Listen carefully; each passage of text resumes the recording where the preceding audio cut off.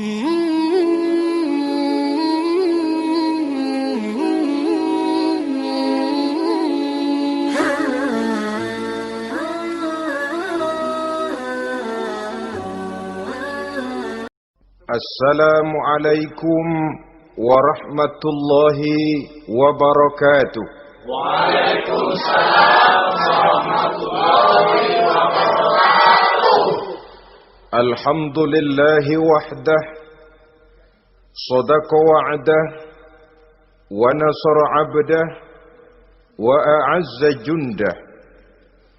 Wassalatu wassalamu ala man la nabiyya ba'dah, wa ala alihi wa sahbihi wa mawalah. La hawla wa la quwwata illa billah, amma ba'du. Saudara-saudara kaum muslimin rahimakumullah, bila ekonomi sudah goncang, terjadi penimbunan barang, terjadi spekulasi harga, timbullah kegoncangan sosial. Dan dikala itu setan dan iblis pesta. Dia merasa perangkapnya berhasil. Persaingan-persaingan yang tidak jujur, yang pada dasarnya akhirnya bukan cuma merusak sistem ekonomi, tapi juga mempengaruhi hasil kerjaan. Dalam tender-tender usaha-usaha besar misalnya, oleh karena mengajar supaya dia yang mendapat proyek, dia tidak segan sogok sini, suap sana, semir sana, usap sini. Tinggal untungnya sedikit dan dia harus dapat untung besar. Akhirnya apa? Proyek yang dikerjakan cuma asal sekedar jadi. Tidak seperti standar yang ditetapkan lagi. Juga tidak merupakan kesalahan yang sepenuhnya harus dibebankan kepada dia. Kesalahan yang merupakan siklus. Mata rantai, sudah lingkaran setan. Itulah sebabnya sering saya ungkapkan, kalau manusia sudah jadi teman setan, lebih buas daripada bajing. Karena bajing cuma makan kelapa, tapi bajingan udah apa saja dimakan. Sudah jadi teman-teman iblis, tidak ngerti halal haram, hak dan batil. Ini kepentingan pribadi apa kepentingan orang banyak, yang penting sikat saja. Jadi yang ketiga ini targetnya memang kekacauan ekonomi. Yang kemelaratan, kemiskinan merupakan tangga untuk sampai kepada kekafiran. Dan iblis tahu betul itu.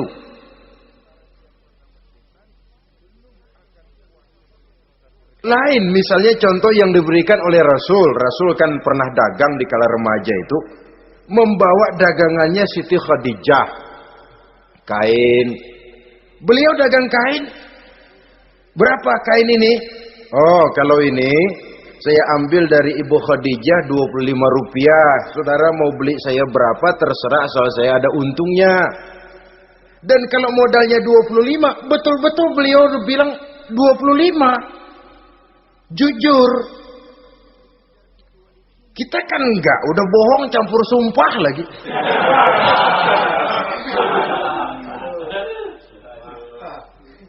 Ini yang ketiga.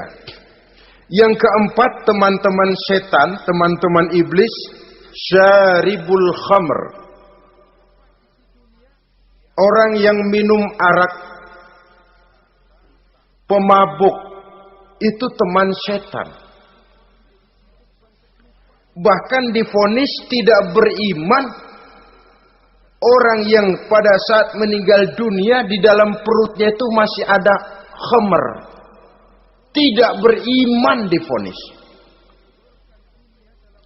Jadi dalam satu pesta di mana disediakan minuman-minuman keras, iblis itu sudah masang perangkap. Dan bila minuman itu dihampiri orang, dia mulai senang, wajahnya berseri-seri.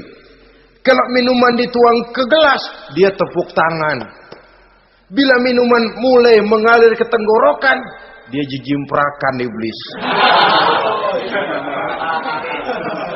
Girang bukan main.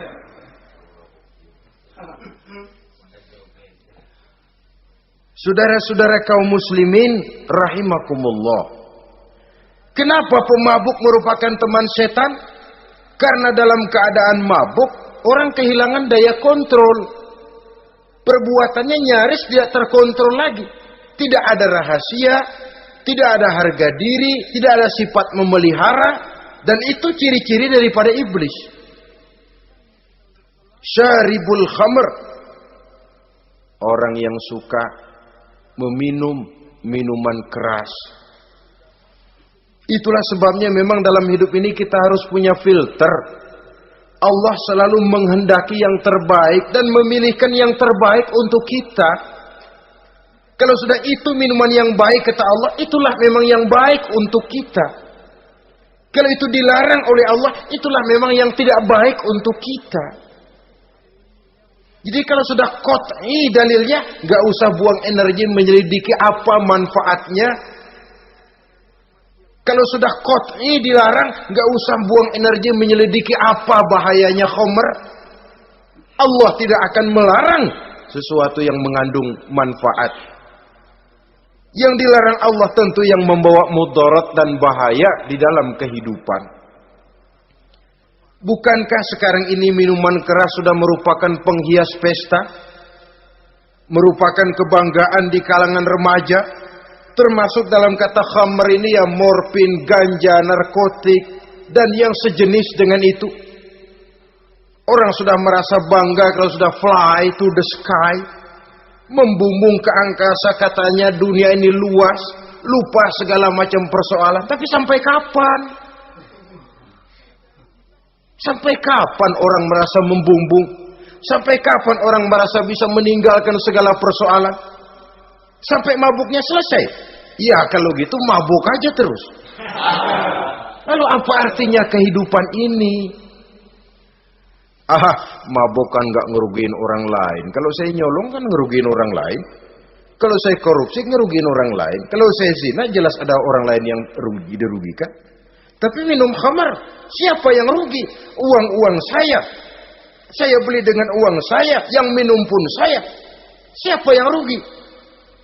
Saudara, ini pemikiran sepihak namanya. Pertama jelas merugikan diri sendiri.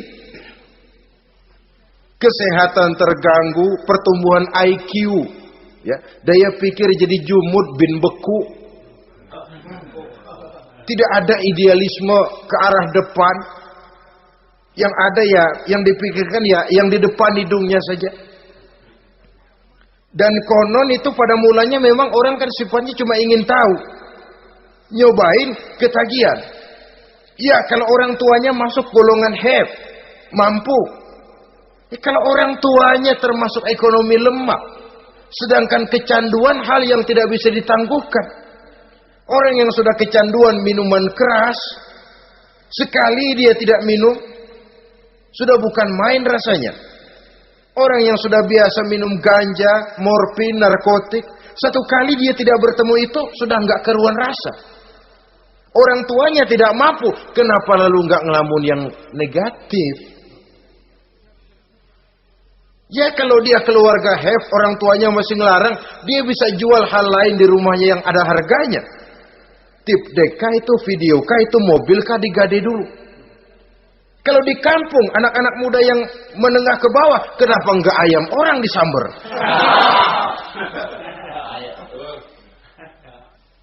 Terjadilah perbuatan negatif yang akhirnya merembet kepada merugikan orang lain. Hakikatnya zohirnya memang pada mulanya hanya merugikan diri sendiri. Tapi lambat laun akan merembet juga kepada merugikan orang lain. Oleh karena itu pantas kalau dalam perjalanan Mi'raj begitu hendak start dari Masjidil Aqsa menghadap Allah, kepada baginda Nabi disodorkan 2 gelas minuman, segelas susu dan segelas arak. Muhammad, kau ambil salah satu minuman itu, kau minum. Mantap. Nabi mengambil gelas yang isinya susu lalu beliau minum. Selesai minum kata Jibril, "Shaddaqta ya Muhammad, laqad asabtal haq." Kamu benar Muhammad, pilihanmu tepat. Kenapa? untung saja susu yang kamu minum. Kalau arak yang kamu ambil, kamu pilih dan kamu minum, pasti umatmu bakal pada jadi umat teler semua nantinya. Nabi milih susu saja umatnya masih banyak yang teler. Apalagi kalau beliau memilih khamr waktu itu. Tapi ini sekedar simbol bahwa begitulah kita dalam hidup. Saudara, kalau di depan kita ditaruh segelas jamu, segelas sirup, kira-kira pilih mana? Jamu. Sirup apa jamu? Jamu. Orang yang berpikir panjang ke depan, dia bakal pilih jamu. Memang pahit, getir, nggak enak, tapi besok pagi badan enteng, kerja semangat, berpikir cerdas, gairah ada. Orang yang pikirannya pendek, ngapain jamu getir nih, sirup nih, manis ini. Dia minum, bukan main manisnya, besok pagi bibir pada jontor. Begitulah dalam kehidupan ini. Maka hendaknya kita berusaha dengan sekuat kemampuan untuk menghindarkan diri dari minuman keras dan pengaruh-pengaruhnya. Yang kelima, teman iblis itu al-qattat, tukang-tukang fitnah. Itu suling iblis itu, trompet setan. Sebab apa? Benar kalau Quran mengatakan, Nabi mengatakan al-fitnatu asyaddu minal qatli. Fitnah lebih bahaya dari pembunuhan. Sebab apa? Pembunuhan membunuh orang secara langsung. Fitnah membunuh orang pelan-pelan. Kalau mati mendingan cepat daripada pelan-pelan.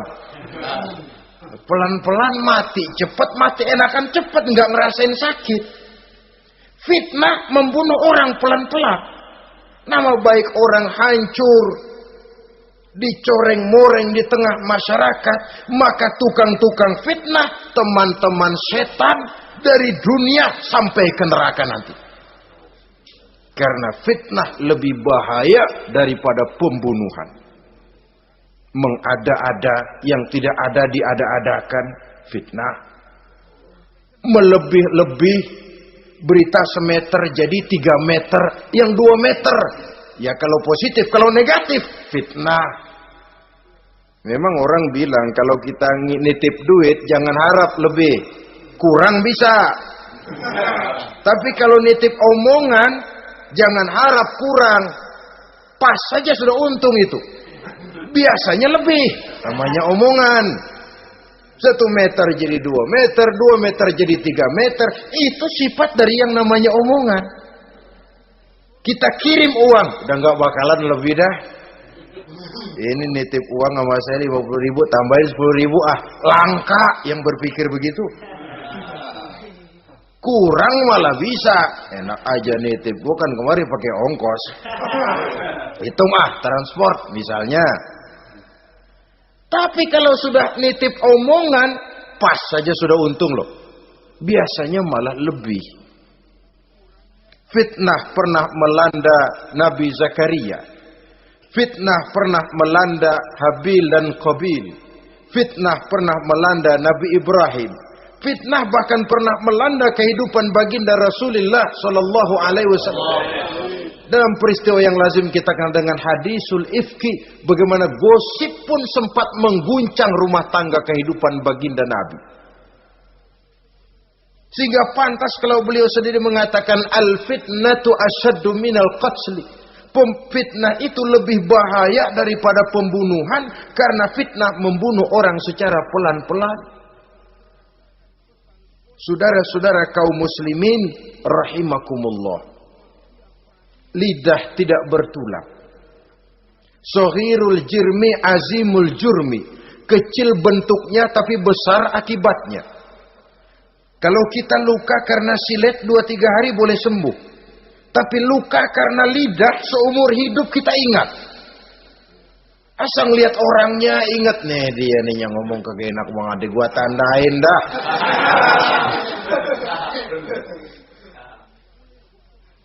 Itulah sebabnya pepatah bilang salamatul insan fi hifzil lisan. Orang akan selamat jikalau dia pandai menjaga lidahnya. Saudara-saudara kaum muslimin, yang keenam, teman setan sahibur riya. Orang yang riya, beramal cuma to show only, supaya ingin dipuji orang, ingin dilihat orang, riya namanya. Tidak ada ikhlas. Sebab kata Imam Ghazali, an-nasu kulluhum niyamun illal alimun, wal alimuna an-nasu kulluhum mauta illal alimun, wal alimuna niyamun illal amilun, wal amiluna mughtarruna ilal mukhlisun. Manusia itu pada hakikatnya mati kecuali orang alim. Orang alim sekalipun hidup hakikatnya adalah tidur kecuali orang yang mengamalkan ilmunya. Dan orang yang mengamalkan ilmunya banyak yang tertipu kecuali orang yang ikhlas. Tepat ini fatwa Imam Ghazali. Manusia hakikatnya tidur kecuali orang yang alim. Orang yang alim walaupun hidup tapi tidur. Hidup tidur, ya nggak bisa berbuat banyak kecuali orang yang mengamalkan ilmunya. Dan orang yang mengamalkan ilmunya banyak yang tertipu kecuali yang ikhlas. Jadi kalau amal itu adalah jasad, ikhlas itu adalah ruh. Amal tanpa ikhlas patung. Patung tidak bisa berkembang, tidak bisa berbuat banyak, namanya patung. Itu amal tanpa ikhlas. Ini termasuk penyakit batin toh, ikhlas, riya, ujub, sum'ah, penyakit kepengen didengar orang, penyakit kepengen dilihat orang. Wah, kalau sembayangnya dilihat orang mantap betul, kayak besok mau mati. Tapi kalau sudah sembahyang nggak dilihat orang, wah kilat khusus, cepat bukan main. Riya. Ini yang menghancurkan amal ini nggak terasa. Sifat kita sendiri. Riya ini menggeragoti amal. Sebagaimana api menggeragoti kayu bakar. Yang ketujuh. Teman setan akilu malil yatim. Orang yang memakan harta anak yatim. Itu setan senang betul itu. Dia bisikanlah, kau kan ngurus anak yatim. Kau sudah menanamkan budi kepada mereka. Jadi wajar kalau kau ambil bagian. Mula-mula memang dalam batas yang wajar. Makin lama malah berebut sama yatimnya. Makin kesonoin, yatimnya malah nggak keduman. Panitianya yang kenyang. Akilu malil yatim, orang yang memakan harta anak yatim secara zalim, ini merupakan teman setan. Sebaliknya, orang yang melindungi anak yatim, kata Nabi, seperti dua jari ini dengan aku di akhirat nanti. Dekat derajatnya dengan Rasul. Yang kedelapan, teman setan al-mutahawinu bis shalah. Orang yang nganggap enteng sholat, ngenteng-ngentengin sholat. Nanti aja dah, kalau udah tua-tuaan, bayang mah gampang, saban sehari ada. Kalau ini nih tinju jarang-jarang. Al-mutahawin, ngenteng-ngentengin. Pada dasarnya agama itu mudah. Jangan dipersulit, tapi juga jangan dipermudah. Agama itu tidak berat. Jangan diberat-beratin, tapi juga jangan dienteng-entengin. So yang enteng kalau kita entengin akhirnya menganggap remeh. Mulanya memang sedikit, makin lama makin banyak, makin lama makin banyak, makin bertumpuk. Apalagi kalau sadar kita sholat adalah tiang daripada agama. Bagaimana rumah akan tegak tanpa tiang yang kuat? Bagaimana agama akan tegak dalam diri seseorang kalau sholatnya dia enteng-entengi? Jangankan yang sunnah, yang wajib saja. Kadang-kadang tutup lubang, gali lubang. Padahal itu merupakan tiang pokok. Rumah itu untuk kuat harus ada tiang-tiang tambahan. Tiang tambahan ini ya nawafil, ya rawatib, solat-solat sunnah itu. Itu untuk menjaga stabilitas temperatur batin kita kepada Allah. Al-mutahawinu bis-shalah. Jadi kalau sudah masuk waktu, beduk misalnya berbunyi, azan berkumandang, iblis mulai menyebar bala tentaranya. Pasukan, siap.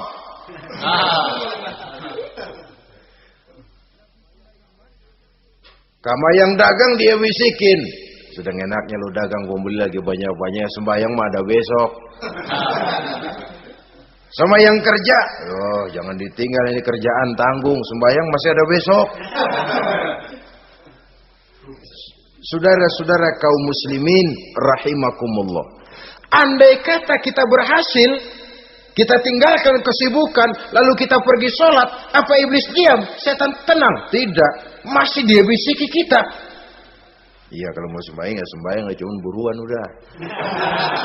Nah, yang mau belanja, yang menunggu, bukan main. Sampai rukuk kita tidak sempurna, bacaan kita semrawut, sujud kita tidak lengkap. Sholat juga, tapi disitulah masuk iblis. Atau kalau itu kita berhasil cegah, rukuk tertib, ada tumakninah, sujud bagus, iblis masuk lagi. Wah, memang sembahyang kamu mantap. Orang lain gak ada yang sembahyang kayak kamu. Yang timbul apa? Ujub. Sombong kepada diri sendiri. Begitu rapi sembahyang, lu ya pada kagak sembahyang, apaan lu? Gua nih. Itu sudah perangkap iblis. Jadi lewat segala macam cara dan jalan, kepada yang ibadahnya bagus ditanamkan rasa ujub.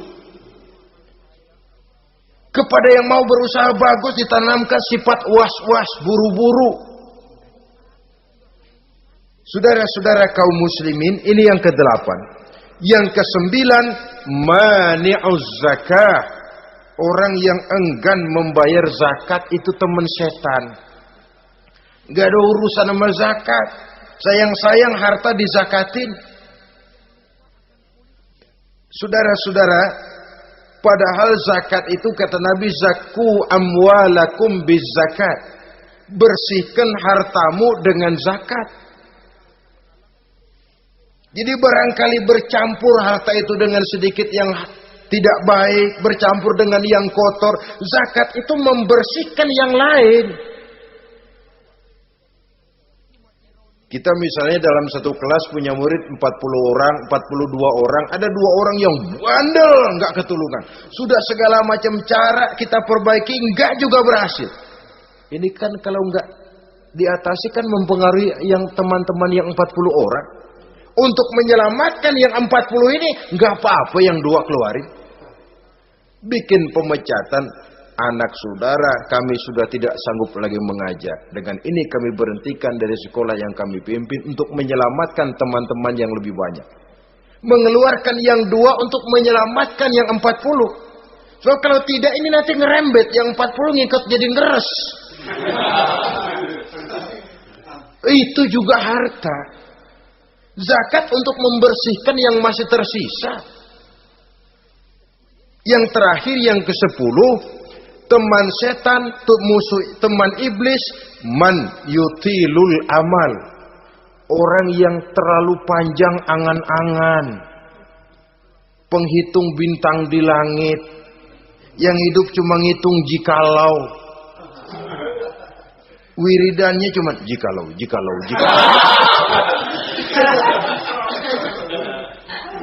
Tidak pernah mau berbuat, cuma angan-angan kelewat panjang. Yang ngelamun kan nggak ada sekolahan, ya siapa juga bisa ngelamun. Orang bukan tidak boleh bercita-cita, bahkan cita-cita yang mendorong kita untuk bergairah dalam kehidupan. Tapi kalau cita-cita tanpa langkah konkret, yang penting kan punya kemauan, lebihnya tawakal, nggak cukup.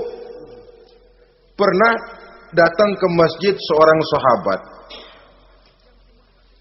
Begitu sampai dia turun dari onta langsung menghadap baginda Nabi. Nabi tanya, ontamu udah diikat belum? Belum ya Rasul. Kenapa? Saya tawakal kepada Allah. Tuh orang diomelin sama Nabi. Ikat dulu, habis gitu baru tawakal. Betul toh. Ikat dulu tuh onta, lebihnya baru tawakal. Kalau udah diikat masih lari juga, itu tawakal. Lah belum diikat udah tawakal. Orang yang terlalu panjang angan-angan, yang akhirnya kalau tidak merusak cara berpikirnya, akan mendorong dia kepada perbuatan yang negatif untuk mewujudkan angan-angannya itu. Macam misalnya ya, pakaian kepengen bagus, harta mau banyak, usaha ogah, kerja capek sedikit tidak mau, kepengen seperti orang-orang, lalu ngelamun.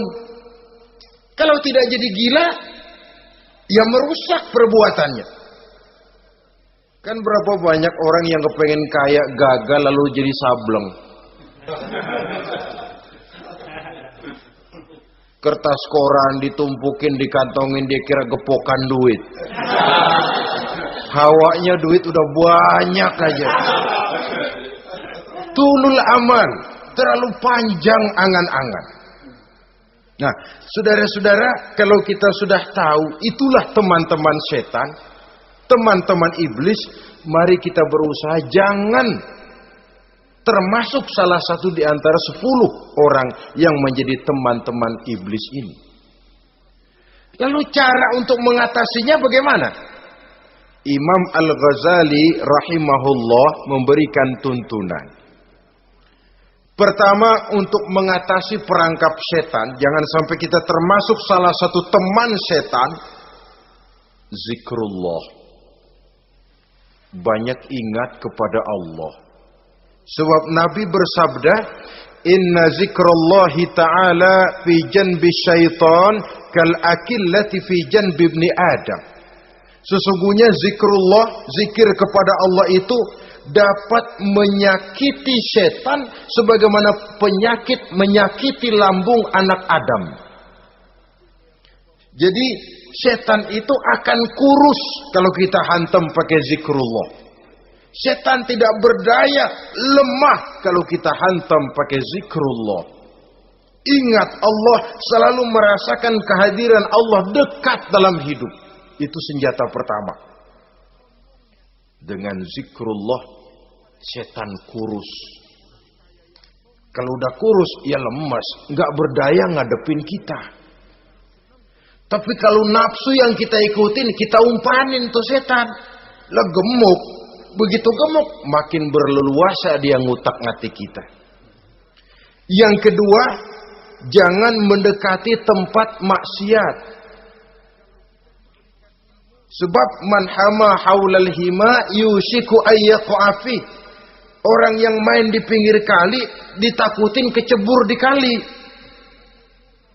Jangan mendekati tempat yang cenderung membawa kita ke tempat maksiat. Saudara-saudara, yang ketiga, mengosongkan perut. Dalam arti rajin puasa, puasa sunnah. Kata Nabi, inna syaitan yajri min ibni Adam majrad dam fadayyiku majariyahu bil ju'. Setan mengalir dalam diri manusia seperti mengalirnya darah. Maka persempit jalan setan dengan apa? Bil ju', dengan memperbanyak lapar. Bukan memperturutkan syahwat. Pantas kalau Nabi bilang, saya adalah sekelompok orang yang tidak makan kecuali kalau kami lapar. Dan kalau kami makan, tidaklah sampai kekenyangan. Bukan enggak kenyang, tapi enggak kekenyangan. Yang terakhir kata Imam Ghazali, hendaknya kita selalu ingat bahwa tujuan iblis dan setan adalah menjerumuskan manusia. Menyengsarakan manusia. Supaya kita menjadi teman mereka di neraka nanti.